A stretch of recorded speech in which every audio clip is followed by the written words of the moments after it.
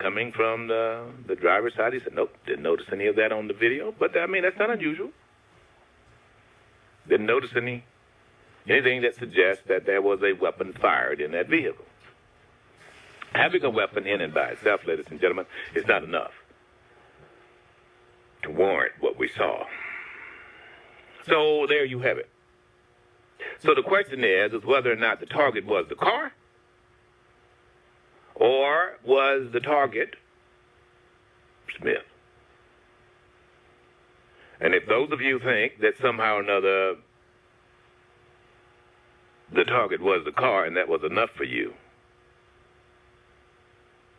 then what you're telling me is that little 4-month-old didn't matter. It's okay, just be honest with yourself. That's what you're telling me. The other thing he said was there were at least 2 strikes on the car, he said.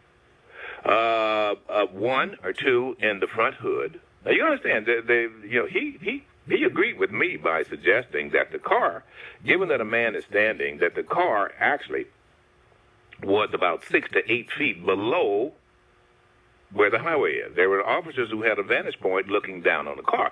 And then, of course, there was at least 3 officers directly in front of the car. Now, according to my expert, he feels that most of the fire came from those 3 officers. There was a deputy and 2 troopers, seemingly, there. He said that he couldn't tell whether or not that one of them had a long gun. Now, I can tell you right off the bat, he also suggested to me that this is what he said. He said, now, Rip, it's incomprehensible that anyone would even use a handgun in this matter. In other words, the most careless thing to use when you're firing into a car or into a windshield is a handgun, a Glock, or a 9mm, even a .45. Number 1 is the accuracy. Number 2, the round is not fast enough, he said. You don't unless you just have no other choice and you're in fear of your life and, oh, my God, you're about to run over me, 5 shots into the... Because you realize, of course, that round, once it hits that surface, flattens. It is anybody's guess. And in some cases, he said, even it could ricochet off the windshield. I didn't realize that. He said the best round to use in a situation like that is a round that is high-powered coming from a long rifle. Piercing, armor piercing is what he said. I don't know whether these guys and their handguns had armor piercing. I counted at least 2 of the service members there, the police who had their handguns outstretched, hiding behind the door. The other one was on the other side of the fender. All had in taken cover. Okay. It's not going to go away, Chief. So what you're doing is you're leaving Rip Daniels here to speculate, and I'm doing more than that. I'm getting people to look at this who will admit that the only thing they can evaluate are the pictures that we have. They're not sticking their little fingers up to the windshield. You have that. That vehicle has been carted off. However, what it seems to me, and I asked my expert, I said, well, so what do you think? Do you think that these guys had a bead on Smith?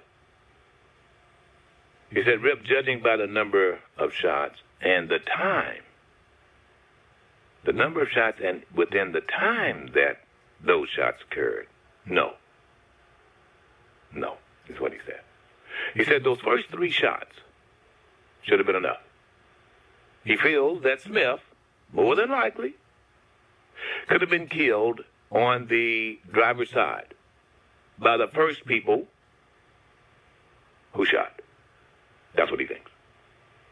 And the remaining shots, he said, was possibly as a result of that shot hitting Smith somewhere in the head or abdomen or chest, and Smith flinging himself,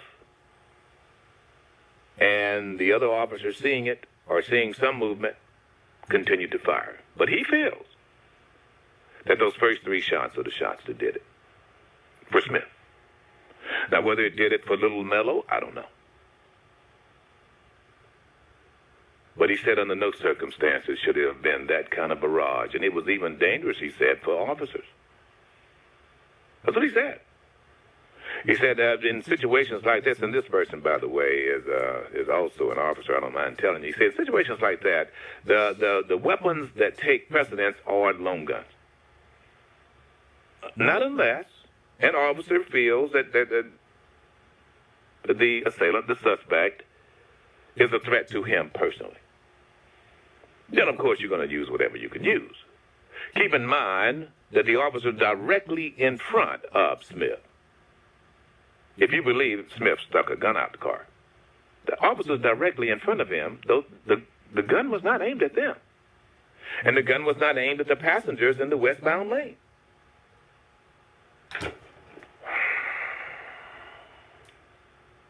So what we had here was, let's just shoot the car up. That's what it seems like to me. So, am I missing anything in that row? You saw it? Slow-mo? Yeah. Looked to me like someone didn't know what they were shooting at and just decided to shoot because everybody else started to shoot. Okay, light it up. What about the baby? Hey, God takes care of babies in pools. Ha ha ha, it's a twofer for him. And Lamelo is no more. I want to go to Courtney quickly here. Hi, Courtney. Hi, Mr. Rooks. As a mother, I just want to make a comment about the caller that called in yesterday, because I'm still extremely bothered by what she said. As a mother, I just wanted to say to her, if that situation would have been for her, as if a father of her child would have took the child and had the same situation, would she have felt vindicated in the way that ended? Good question. Because, you know, there's another caveat to that, Miss Courtney. I mean, what if that child was in fact a hostage and was not the son of Smith? I mean, is that absolutely? Yeah. Just because even the person, if I was kidnapped, I would want to still have the respect to that my life mattered to get me out of that situation and not just blow up a car. Yeah. There was other ways it could have been handled, and I just was still very bothered by how she felt about what the police did yesterday. Yes, everybody has protocols, everybody has things to follow, but there's always ways to handle things, and we've seen many of ways where situations have been handled where the person who's committing the crime and a child, the children should still be safe, period. Yeah. That baby shouldn't have lost his life. Amen to that. Appreciate you calling, Miss Courtney. Thank you. Of course, that caller, it's okay to dismiss this as long as you're saying Lamelo lost his life. Lamelo lost his life. He didn't lose his life. Lamelo was killed. And for those of you who want to insist on passing that blame off, I know it's easy for you. It's more palatable when you use descriptions that doesn't make it sound as horrible as what it was. He lost his life. Poor accident. His daddy was at fault. All of that. I know. Look at this. This is not a commentary on all police. It is a commentary on policing. It is. It is now. You know, I want to go. I was struck by this little sound off in the local paper, Sun Herald. I want you to listen to this. Now listen to this very closely. This is what you get. This is out of what has just happened. To all you armchair police officers, when you tell your wives and children bye, see you later as you leave for work, do you ever worry this might be the last time you see them? Well, that is what Mississippi's finest contend with every day. Think about that before you pass judgment. Sir, there's not a day this black man has been alive in Mississippi that I haven't left my home and thought that. I want you to really understand that. Since the time I was born in this world, I have always been warned of that by my parents. There were laws against people like me, my friend. Even walking on the damn sidewalk. There were laws. And there was absolutely positively no one to protect me, not even the law you depend on.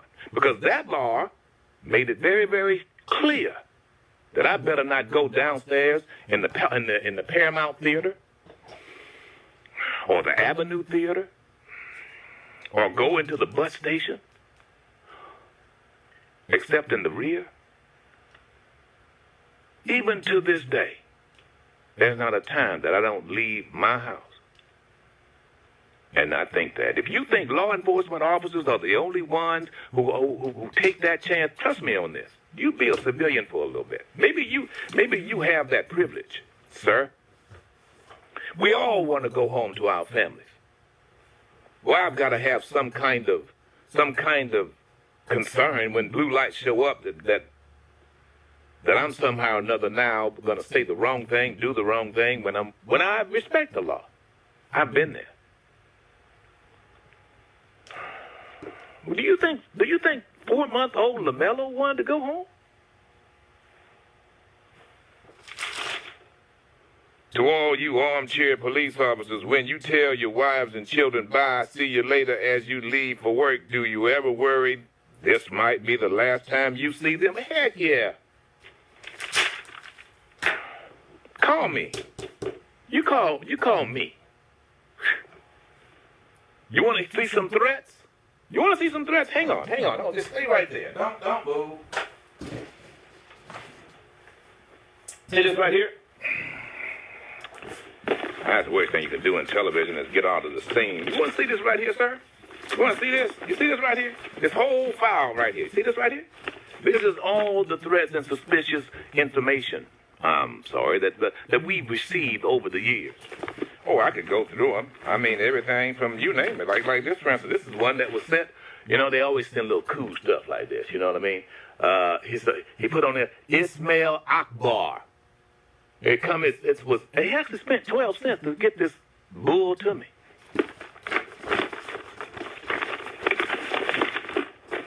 Don't tell me. You think police officers are the only ones that trust me on this? Far more victims out here died in police officers. And it's unfortunate. Here's the unfortunate thing. African Americans are far more likely to be killed by an African American. Ain't no doubt about that. Between 18 and 35 years old. 49% of the murders, the homicides, African Americans. 99% of the African Americans are killed by African Americans. Now, we've got that to contend with. Damn it, we can't contend also with police killing us. For those of you who say, well, look what's happening in Chicago, then you killing each other. So what you're telling me is that, okay, it's okay for police officers to act like the criminals against law-abiding citizens? What's wrong with you people? Oh, I know what's wrong. You don't see the humanity in some people, which is why Black Lives Matter. It doesn't matter to you, does it? And I'm not saying that for you to feel some pity, by no means. I get it. Because when I know Black lives don't matter to you, you don't matter to me. I don't expect it. Unlike most African Americans. Oh, they want to cry in the street. Okay, you can do that. Once someone has shown me what they are, once you see that file, trust me. I think we're ready, don't you think, bro? Absolutely. Stay ready. And if that's the kind of America you want, I'm down. I ain't begging nobody. For my freedom, I'm defending it with every fiber of my being. And I'm going to defend little Lamelo. He's gone. There has to be an explanation. Who done it? So, for those of you who would recite this, every morning they get up, they got to go home. Well, yeah, right. You know what? I support every one of them. And anything I can do to help an officer get back to his family, I know it more than likely is going to help me. But when such officer acts like a crook, I'm going to treat him like a crook. And there's plenty of evidence. Plenty of evidence. Now I understand Chauvin now could be facing more time. Judge said it's aggravated. About time, Judge. Right. And I guarantee you, Trumplicans, Klan-conservatives are trying to explain that away. Well, I don't think he really had any intent. We've had some call it more than any intent. Oh, no, surely. It just, he wasn't meaning to be there for over close to 10 minutes. No. I can't imagine that he intended to kill George Floyd. I can't believe this. Have you heard this before? How do you respond when someone says that? That somehow or another there is some condemnation of police. No, there are people wearing uniforms that should not be wearing uniforms. Right. And if they weren't meant to be held to a higher standard, then what's the point of it all? Yeah, all right. You want a better story? I mean, a nice story. I just don't want you to think that somehow or another I'm this lightly reined, voracious beast. Okay, well, I'm sorry of that. You don't? Oh, I don't want you to think that I'm an angry black man. I'm really not angry. I don't believe in getting angry. I do believe in getting even. I do believe in getting even. You want to know what brought me to this dance? Getting even and passing everybody in front of me. If you are behind, you will forever remain behind unless you run faster than the one in front of you. So what you got to do is catch them. And then what you got to do is leave them. And I make no apologies for it. I just don't. And it's about time there are some people out there who look like me get that. You ain't got to beg somebody for your respect or for your freedom. You defend it. You defend yourself. That doesn't mean you go out with a large club or AR-15, but it does mean that the only way you have peace is that you've got strength. And that 4-month-old doesn't have a mama, doesn't have a daddy. It's got 4 other siblings. Who's gonna advocate on his behalf? Well,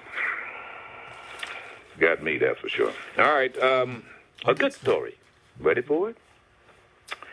For those of you who are adamantly against the invasion of the aliens, there's a little boy from Nigeria. Family brought him here. He was fleeing Boko Haram. Boko Haram, terrorist organization, Muslim fanatics, extremists. These are the ones who are accused of stealing little girls, hundreds of them, impregnating them. Very real, too, by the way. So his family comes to my great country 12, 13 months ago and seek some kind of asylum. Now, you do understand, coming to this country and seeking asylum is not the same as coming into this country illegally. Well, sort of, kind of. You can come in illegally. Once you go across the border, you're here illegal. That is true. But if you come across the border and say, look, I'm fleeing Boko Haram or a government that is committing genocide, then we, by statute, are compelled to say, all right, tell us your story. Let us see whether or not we will give you safety. Asylum is safety. Safe harbor. It does not mean when we give you asylum that you can then become a citizen. It just simply means we realize you are fleeing, and we're going to allow you to come into our country. And that's not unusual. The monks that did it, the Vietnamese did it. We even had some Iraqis do it, some of those who cooperated with our troops there in Iraq. They sought asylum because they cooperated and feared that upon staying in Iraq, they could be killed. Same thing with some Afghans. There have even been some Germans who have sought asylum. Jewish Germans, too, by the way. They sought asylum. Oh, but you're here illegally. You're not supposed to be here. You're not an American citizen. Well, you're right. You're absolutely right. But while they are seeking asylum and they're going to go through the court system, then they are here. That's what you're finding right now more often than not on the borders in Mexico. Children seeking asylum. They come here. All right, now they're here. Horrible situation the other day there, and before I go to this, these 4 little girls. I don't know how anybody can't see this. Did you see the other 2 little girls, the toddler dropped over the wall? Should I say the Trump wall? Dropping babies over the wall? First, what kind of people would do such a thing? And secondly, does that not say damn walls don't work? I mean, they just don't, folks. Electrified fence probably be better. Oh, does that shock you? It shouldn't. I mean, electrified fences do shock you. It shocks you that Biff Daniels will even make that recommendation. Well, let me just tell you this, folks. Either we're going to stop it or we're not. And the way to do it is not on our... You can't allow someone to come up to the wall. In other words, our problem is we allow them, meaning those who are coming here illegally, to first get on the property and then go across the wall. You realize they're on the property. Once they're on American soil, even if they're south of the wall, they're still on American soil and subject to being picked up. So unless you actually build a wall on the line that separates the United States from Mexico, then guess what? Just dumb. But you got to hear about this 10-year-old. His name is Tantolua. They call him Tani for short. Abdawomi. Tanito Lua. Came from, what is it? Adewumi, thank you. 10 years old, 7 months and 28 days. Let's see, where is it? He's the newest chess master. You heard me right. He is the newest chess master in this here United States. I'm going to tell you a story in a little bit, and we're also going to get into some other things here of what happened there on Capitol Hill. And this crazy conservatism. It's not even that. It's just crazy Trumpian. We'll be back. Biloxi Blue.